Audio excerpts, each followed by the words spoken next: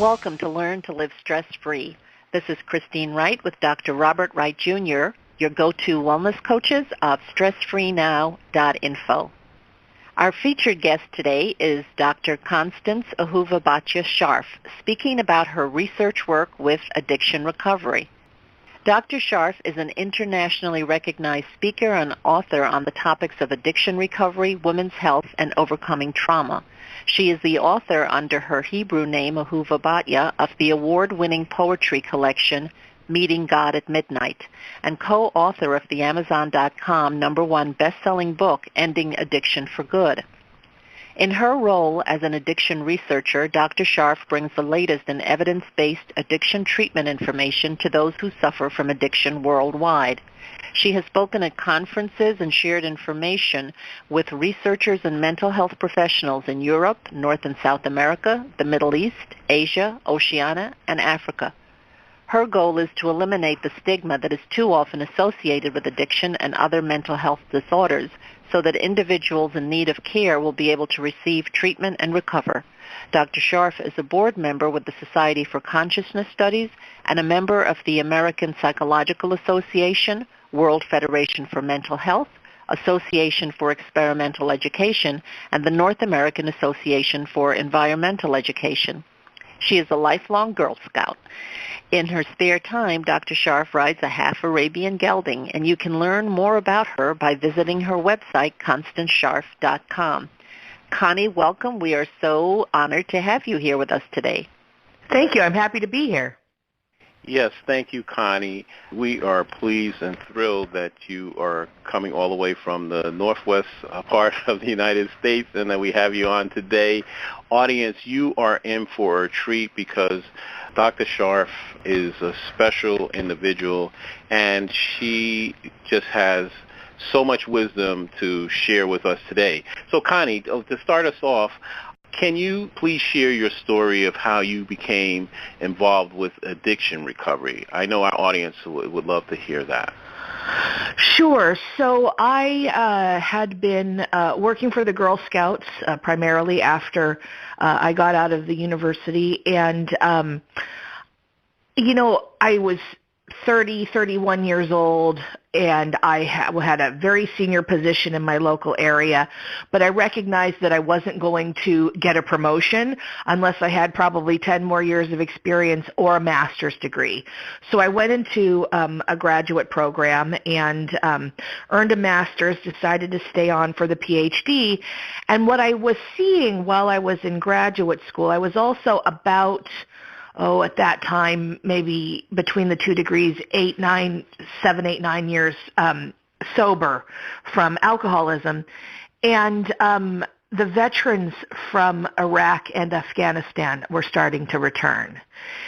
And the VA was really doing the best they could for them, but the treatment they were getting was really substandard, and I was watching them die. They were either relapsing or killing themselves.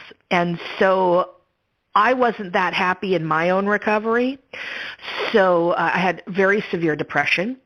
So I changed everything that I was doing in graduate school and went from looking at international development, which is really what my intended background and my intended field was, and went to addiction treatment. And I started looking at what are the best practices, because I knew I didn't get sober to be miserable, and they needed more help. The veterans needed more help. And so I started looking for those best practices. And what I found was those best practices exist, but most treatment centers either didn't know about them or insurance didn't want to pay for them. And that's how I got involved. Great, Connie. While you were talking, it made me recall that I should share with our audience very briefly the fact that of how I know you, that basically Connie and I were in the same doctoral program. And she actually was over me. I was a year or two ahead of you. Yes. Somebody has to keep Bob in line, right? Yeah. And I recall that you gave me such wise advice. And I just want to publicly thank you that some of the advice that you gave me in particular had made a significant difference in the outcome. So I know Connie from being in the same doctoral program at the California Institute of Integral Studies, which if anyone checks their database, you will see that there's amazing work being done there, because the research is not just limited to just doing scholarly research, but the practical application, so that a dissertation just doesn't sit and gather dust, but it can make an actual difference in the world. So Connie, I want to move on to the next question, which is to ask you, what role does trauma play in the lives of an individual who is an addict from your perspective? Well, it almost always plays a role. You know, I've worked with, over the past, 10, 15 years, I've worked with thousands of addicts. And I know one out of all those thousands who genuinely is perplexed and said, I had a really good life growing up. I had every opportunity. I don't know what happened. I just became an alcoholic. One. Everybody else, there's some sort of pain or trauma or emotional, psychological issue that pushes addiction to the fore. It makes it more likely, not ironclad, but more likely that someone will become an addict. Well, how do we know this? Well, you can look across the board and see statistically why this is the case. So, for example, transgendered individuals, right, have almost a 50% addiction rate. Well, why would that be? It's not because they're transgendered, but it's because they're treated so cruelly, right, by society.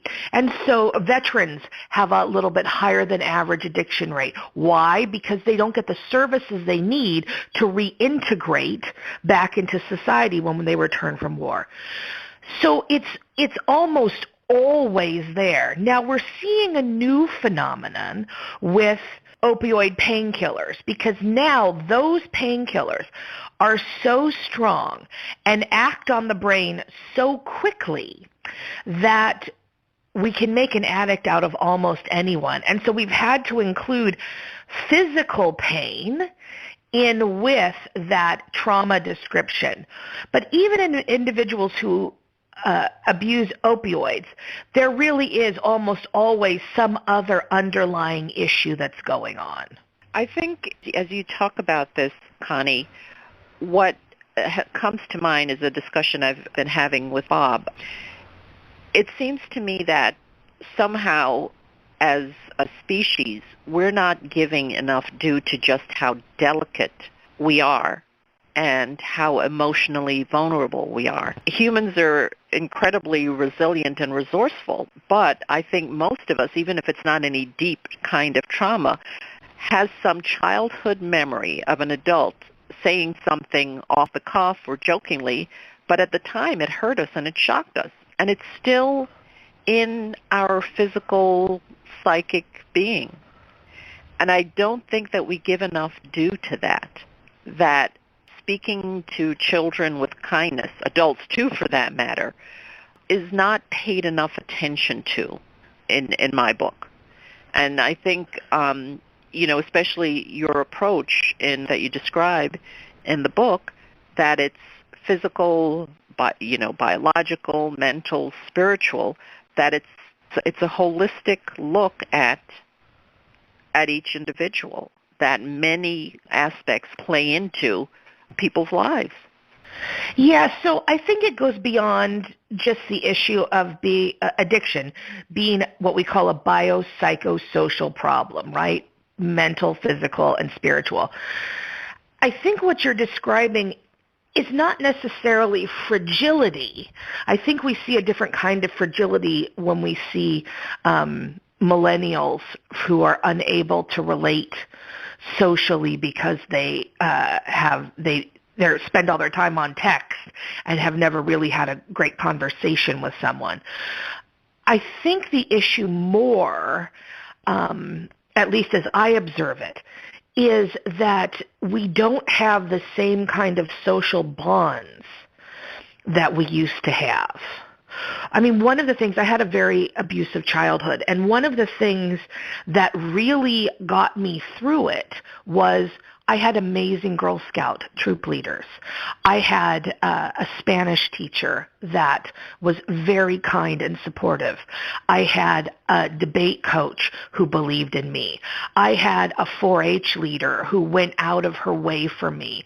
There were other parents realizing that mine weren't going to show up who showed up for me at 4-H horse shows and cheered for me, even when I beat their own kids, right, in a class, right?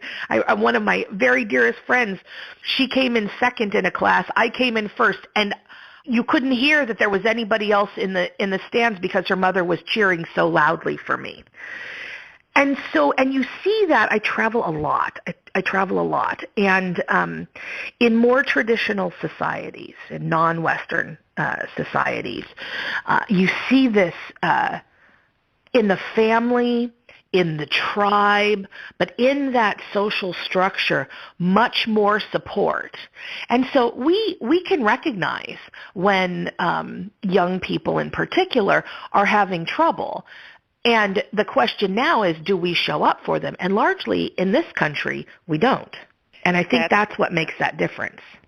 Wow, the main thing that resonated with me out of what you just said is when you talk about social support, how important it is, but then the flip side is what happens when the bullying and the trauma and the damage is coming right at the inflection point where it should be the opposite. I'm talking about right at home, where people are being bullied by a parent or worse. And then in your particular case, as Christine and I have read more about your personal story, you experienced as a child just horrors that no one can defend, the type of horrible experiences that you had growing up with your parents. And the thing is, from the outside, this is the worst part of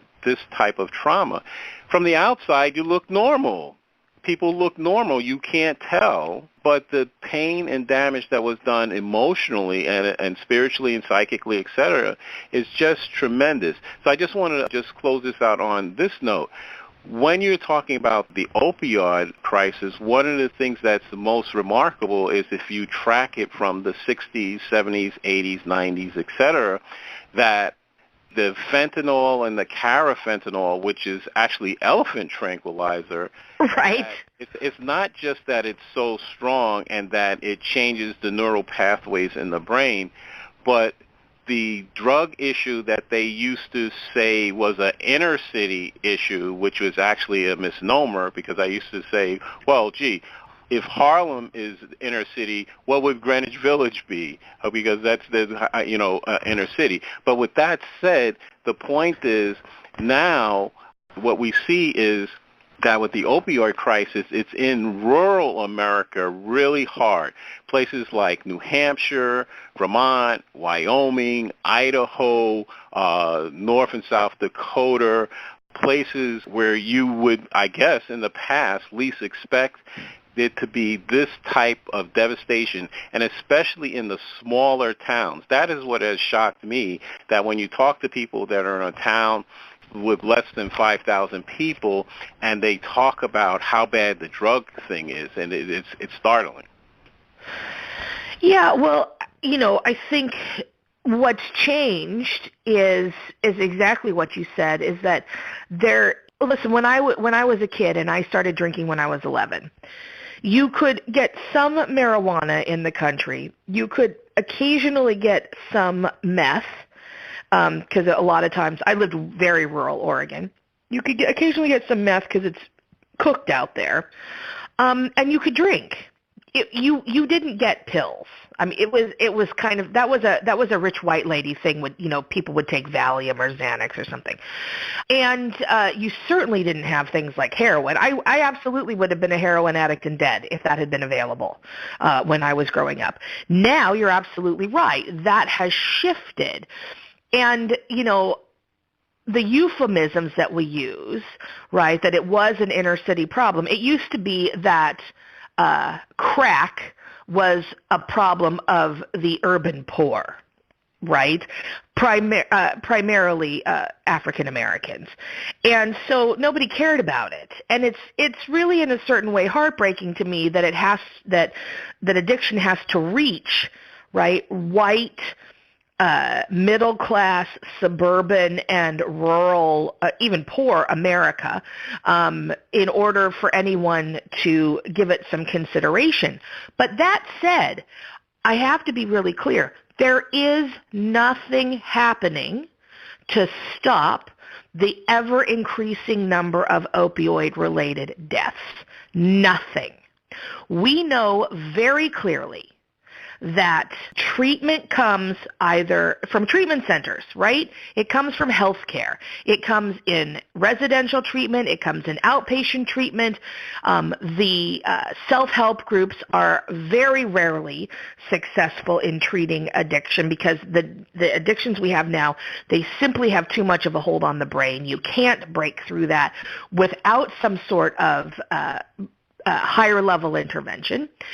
And with all of the erosions to our healthcare system, more people are going to die. We believe that around just over 64,000 Americans died from opioid-related overdoses in 2016.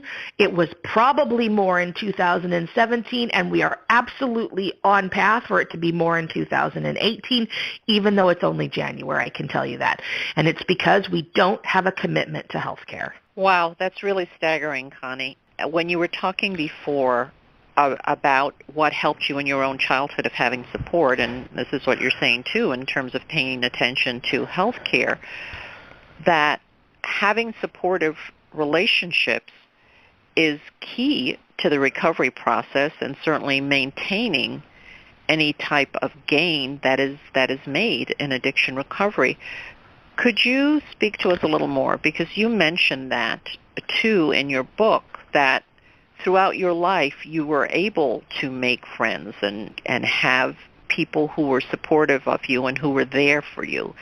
Some people don't experience that or have a hard time finding that. You know, it's funny. People always describe me as being extroverted, and I'm not at all. I mean, Bob can tell you from when we were in school together, I'm really not that friendly and outgoing, to put it mildly. But she's a taskmaster. Well, I was his teaching assistant, I'm sure, so that would be where that comes from. I think what the advantage that I've had is that particularly teachers, professors, and volunteer mentors like Girl Scout leaders and 4-H leaders and whatnot have always been able, I mean, not everyone, but the ones on whom I depended, have always been able to, first of all, they see that I'm bright, and thank goodness have given me some leeway because of that. And second of all, I think that they can see the hurt that's behind my surliness. And they ignore it. And it's something that I have learned as a mentor, is to see past whatever the surface behaviors are. You see it in addicts. I'm like, okay, addicts on behaviorally, right, on the surface behave very badly, right? And they say all sorts of nasty things and do nasty things, and you're like, okay, that's great, but who are you? Right? And I was very blessed with finding people in my life who said, who are you? And in terms of peers, I think people realized very quickly that I am an extremely loyal friend. And so once you're in, you are in, and I have your back. And so I've been able to maintain relationships, I think, because of that. But I'm also one of those people, and I recognize that I'm very divisive. People who don't like me really don't like me. Surprise. A surprise, right? But you know what? I just ignore that. One of the criticisms that's made of me very often is that I'm intimidating. And I say, wow, that's so interesting to me because I'm like, did I do anything to you? Did I say anything to you? Did I behave in a threatening way towards you or someone else? And the answer is always, well, no. And I was like, well, then how can you describe me as intimidating? What I am is a big personality. And that's good and that's bad, right? I mean, it's sort of neutral in and of itself. It has benefits, it has disadvantages. But I walk into a room and you know I'm there. You know, and so I don't know how it happened for me. I just think I'm wired this way. I just was blessed with, if you don't like me, that's fine. Just stay out of my way. And I will, on the whole, leave you alone. So Connie, this is great because, now I have another reason for really liking you, because that is my lived experience my entire life. And the explanation for why the person or some people don't like me, I mean, it's far and wide. But a simple one could be, I'm breathing their air in the room. And so on that note, I just want to say, audience, we'll be back in a moment on Learn to Live Stress-Free.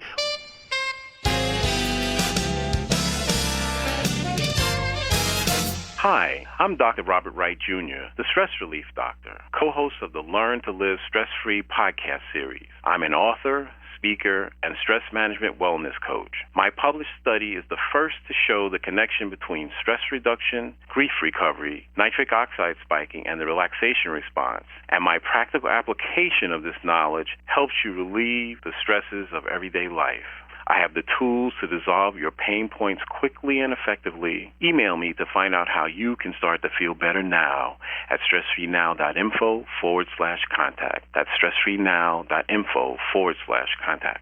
Have you been procrastinating about completing an important project or pursuing a treasured dream? Christine Wright specializes in helping her coaching clients to lay out clear, elegant strategies. She shows you how to quickly build your confidence to uncover and eliminate your habitual patterns of resistance and self-sabotage. Christine helps you discover those meaningful insights that will get you to do what works so you can celebrate your successes. Go to stressfreenow.info/contact to let Christine know that you're ready to live your ideal life now. Again, that's stressfreenow.info/contact. Welcome back to Learn to Live Stress-Free.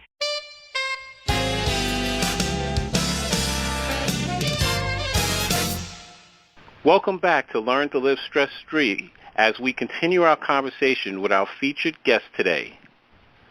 So, Connie, before the break, I mentioned the fact that we were in the doctoral program at CIIS. Can you just, to give the school a little prop here, because I'll just say it like this. I have been surprised at how many people I have bumped into who have doctorates or advanced degrees and who are doing some amazing things in the world say to me, oh, you went to that school, you actually did the doctoral program I wanted to do but couldn't. And so I have heard that many times, surprisingly, from people. One person I'm thinking of in particular at her training, she was a clinical psychologist, so based out of California. So when people ask me, well, what's your doctorate in? And I say transformative studies, their eyes generally glaze over. However, I have the same experience. Seem to have a very good explanation for what transformative studies is. So could you just speak to that, the power of the program at CIS, what makes it distinctive? And I have to just add this. When I first entered the doctoral program at CIIS, I went to Stuyvesant High School in New York, and some people have heard of Stuyvesant before. And so I was part of a Yahoo users group, and I recall when I was showing them, we were talking about quantum physics, et cetera, and phenomena in the group, and there were quite a few people who have math and science backgrounds, a couple of people who were physicists. When I mentioned this thing of Schrodinger's cat or something like that, and the whether or not electron could be a particle or a wave, what was said to me was this: hey, Bob, why don't you go to a real doctoral program like at Harvard or Princeton or Stanford?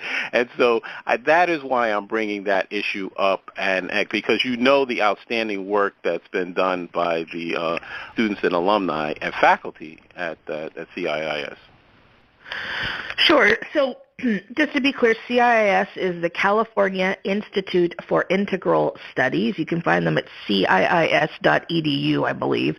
And they're based out of San Francisco. Most of their programs are face-to-face. There are a handful of online programs as well, which you and I were part of one of those. I think there are two things. First of all, we took the transformative studies PhD. I was the very first one to graduate with that degree.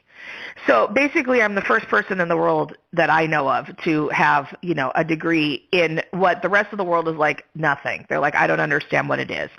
But it's actually quite simple. Transformative studies is the study of change, right? How does change occur? It doesn't matter if you're looking at it at a quantum level, if you're looking at it in businesses and organizations, if you're looking at it in individuals, either psychologically or spiritually, but how does change occur, right? And so that's why I was able to change from one field, right, international development, climate, really looking at environment and climate and those sorts of projects, and switch over to addiction, because the way change happens is fairly constant. The thing that I love about CIIS as opposed to quote-unquote real doctoral programs, which I think is a misnomer, is that the program that we were in and other programs that I'm aware of there teach us to get outside of a particular silo. So we didn't learn about psychology or religion or philosophy, right, and learn how to teach those things, which is essentially what most PhDs outside of the hard sciences are doing. But we look at a problem. It's a transdisciplinary program. So I say, what's the problem with addiction? How come people aren't getting sober? How come people aren't able to stay in recovery, right? So I look at the problem, and then I pull from every single discipline that has meaning for that. So I pull from religion. I pull from psychology. I pull from biomedicine. I pull from complementary medicine. I pull from all sorts of different things and apply that learning, right? This is good research coming from good people at great universities, funded research, and we apply that work to the problem at hand. So as I said before, we had, all these great resources that weren't being applied to addiction, right? Because if you go to an addiction treatment center, there are no researchers there. None. Nobody does research. And there are universities that do research about addiction, but how do you apply a rat study to something that's happening in the treatment center?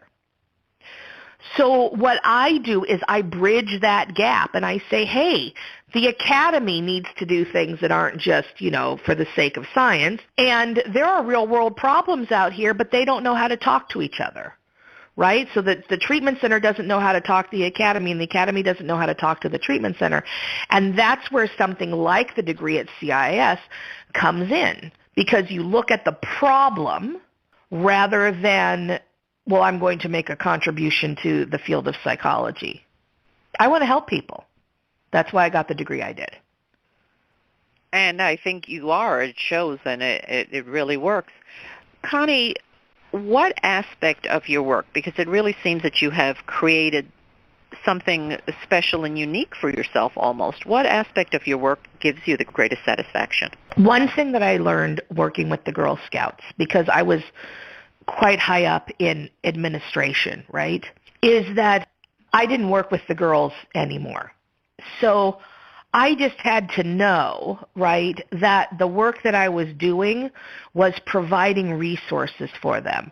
When I was a kid, I loved to go to summer camp, right? And so when I became, because it gave me a relief from my family. I wasn't around my family for a week or two. I begged my grandparents, I'm like, as much summer camp as you can send me to, please, please, please, please, please, because I didn't want to be at home, right?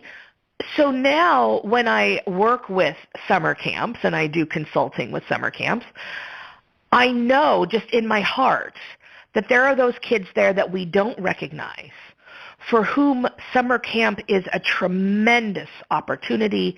It is a relief, and we can't usually see it, right? It's the very same thing for me with addiction, is that I know that if I can find those best practices and shout from the rooftops what they are, which is, part of why you write a book, right?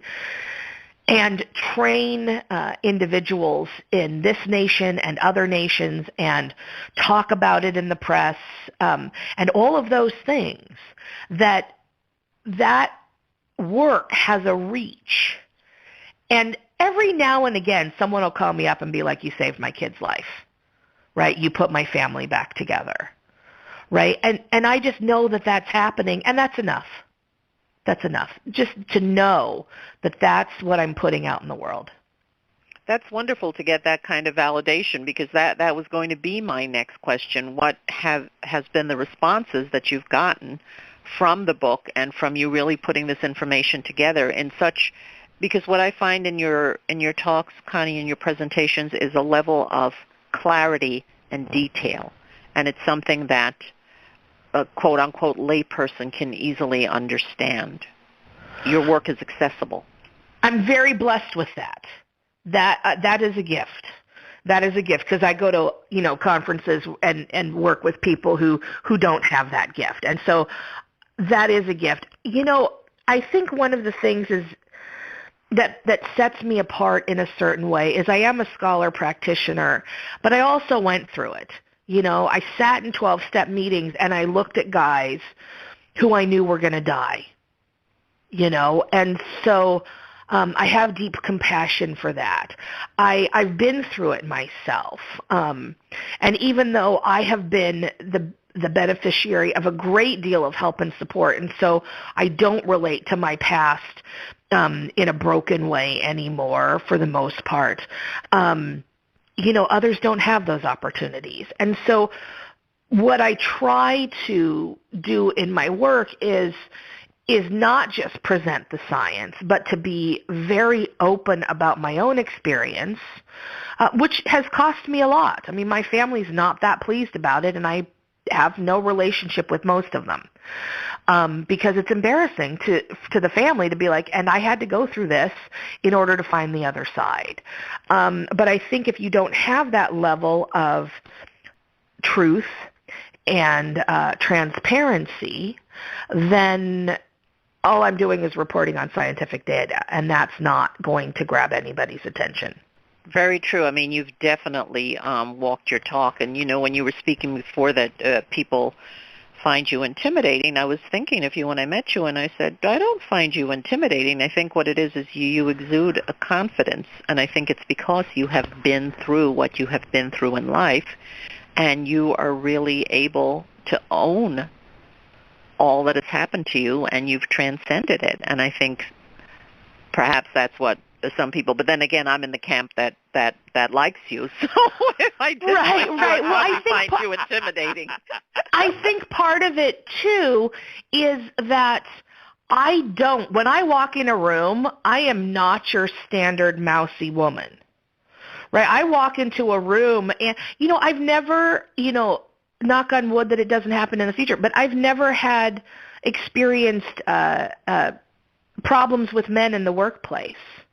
Right? Because I walk in the room and I'm like, boys, we're here to play. Like, let's go. And it's just who I am, And so I'm like, I can play. Why can't I play with the big boys? I had for my mother's faults. My mother also has some wonderful attributes, and my mother is feminists before they were feminists, and she was like, and you will have whatever opportunities you want. And so it never occurred to me that people would tell me no, that you couldn't do this because you're a girl, And I was like, well, that doesn't make any sense. My mom will just come here and kick your butt, and then I'll do it. Hey, that works. Right, exactly. So no, listen, I mean, she's got some, she had her faults as a parent, but she also has some pretty outstanding qualities.